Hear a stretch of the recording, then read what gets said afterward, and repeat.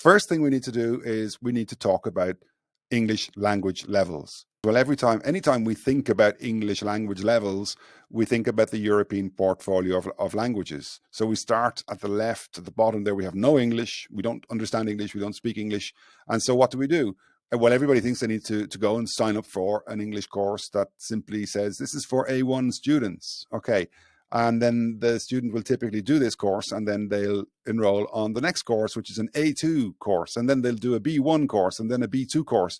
And then they'll do a C1 course, and they'll do a C2 course.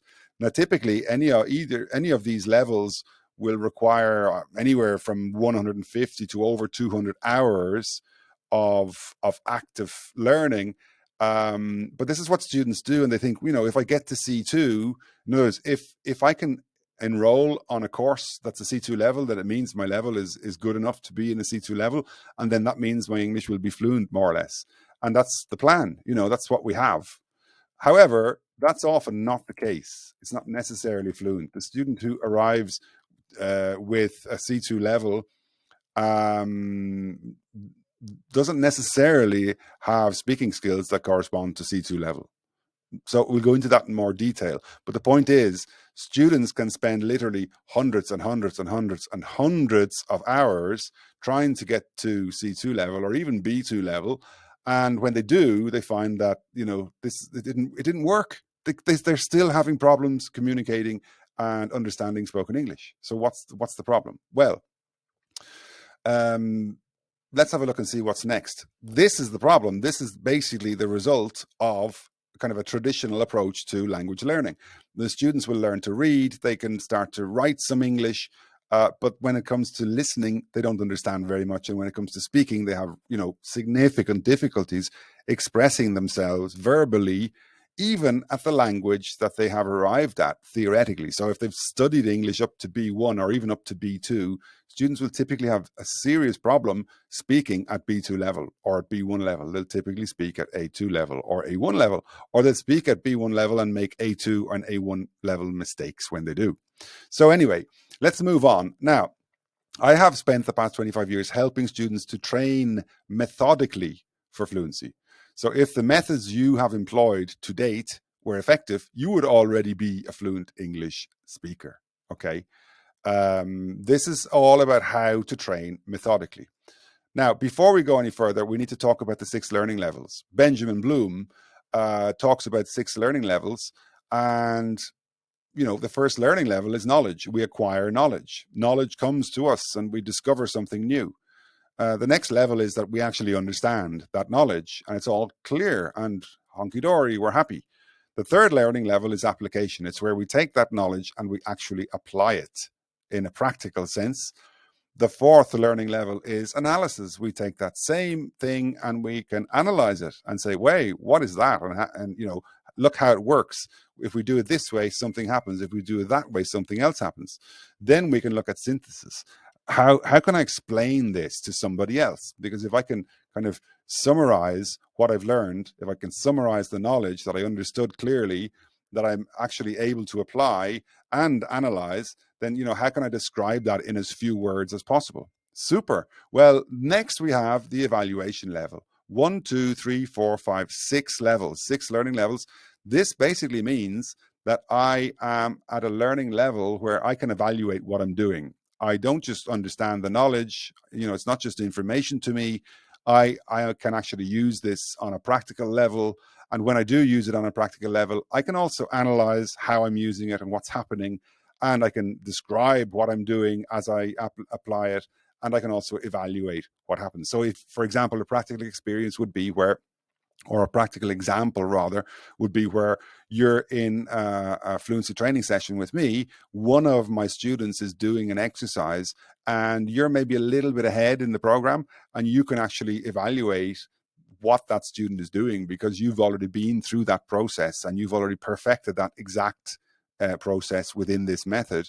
And so your learning level would be all the way up here at a level where you can not only understand it and do it as well, but you can analyze it, you can describe it to your fellow student, and you can say, well, I don't know, I think you did this very well, but however, well, we wouldn't say but however, we'd say but Or we'd say, however, maybe you should try doing this as well, or doing this exercise this way. Yeah.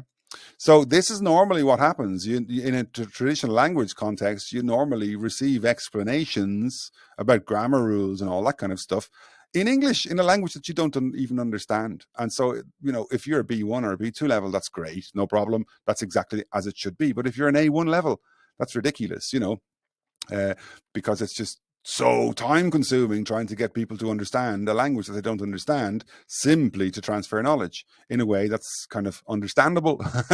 So this part, we can just liquidate this right away and really understand that our fluency development program starts with application. This is exactly what you need to do every single day.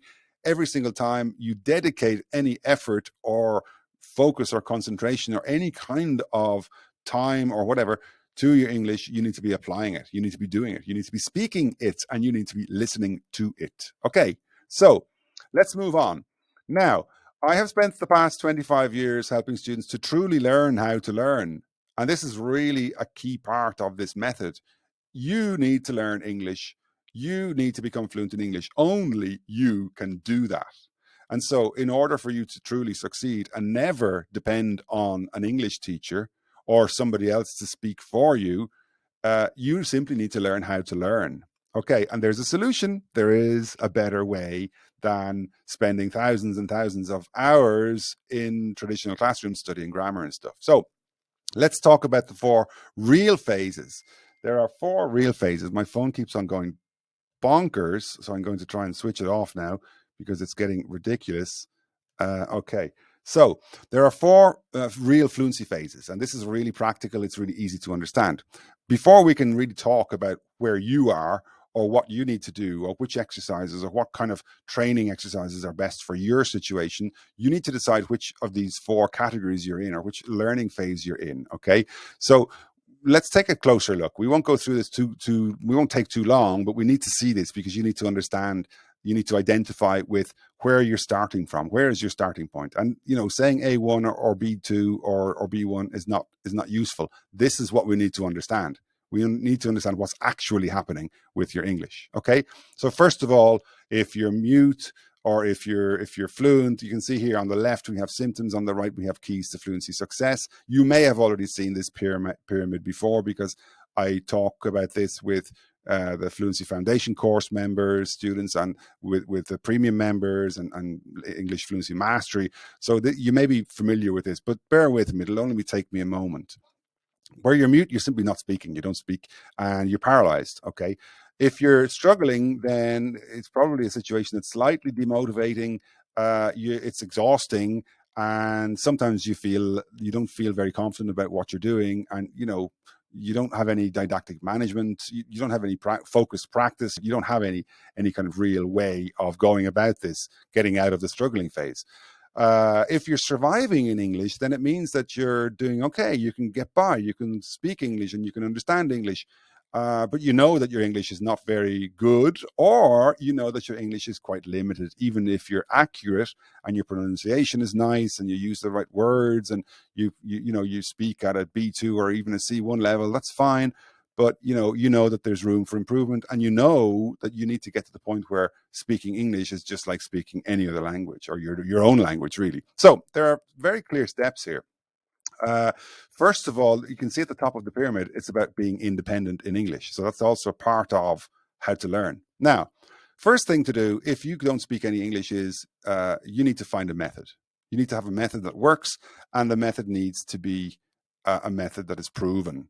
Okay. Next, you need to learn to speak, and you need to learn to speak the language, meaning you simply need to understand how to say things in English.